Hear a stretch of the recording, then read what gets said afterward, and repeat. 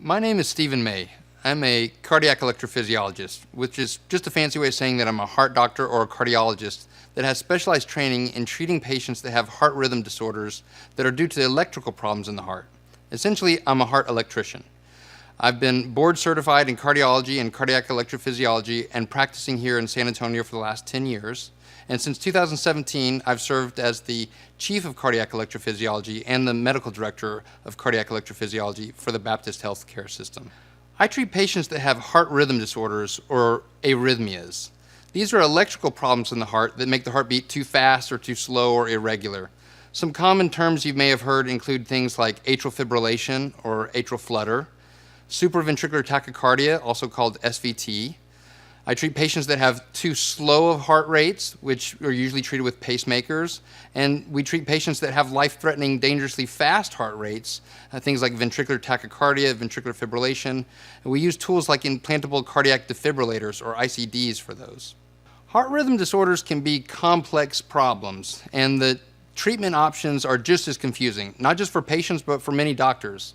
When I see patients, my first job and my main priority is just to help them understand what is going on with their heart. Why is it happening and what's happening inside the heart? Then we talk about the treatment options and go through all of them one by one, going through the pros and cons. I really hope and try to educate the patients as well as I can so that they feel comfortable making decisions for themselves with my guidance, and it's not me telling them what they should do. I enjoy treating patients with all types of heart rhythm disorders, and it can be very rewarding to treat patients with pacemakers and defibrillators, to hopefully fix patients that have extra pathways in their heart with supraventricular tachycardias. But what really has me excited and passionate about electrophysiology practice right now is what we can do for patients with atrial fibrillation. Atrial fibrillation is the most common heart rhythm disorder in adults.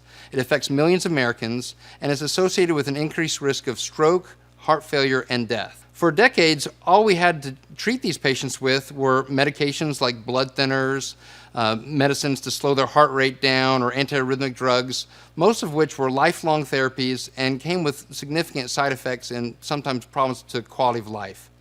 Fortunately, we have lots of great new options, including in particular catheter ablation, which is a catheter-based procedure where we go into the heart and we find the areas that are responsible for AFib and we zap those or wall off those areas, making it much harder for the heart to go out of rhythm and hopefully helping patients keep their heart rhythm normal.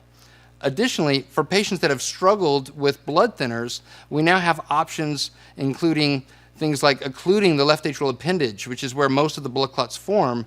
We can seal that area off and lower the patient's risk of stroke without the need for long-term blood thinners. Ultimately, it's a great time to be working with atrial fibrillation because there's now so many things we can do that can help patients that have been suffering with this chronic illness and help them get their rhythm and their lives back in control.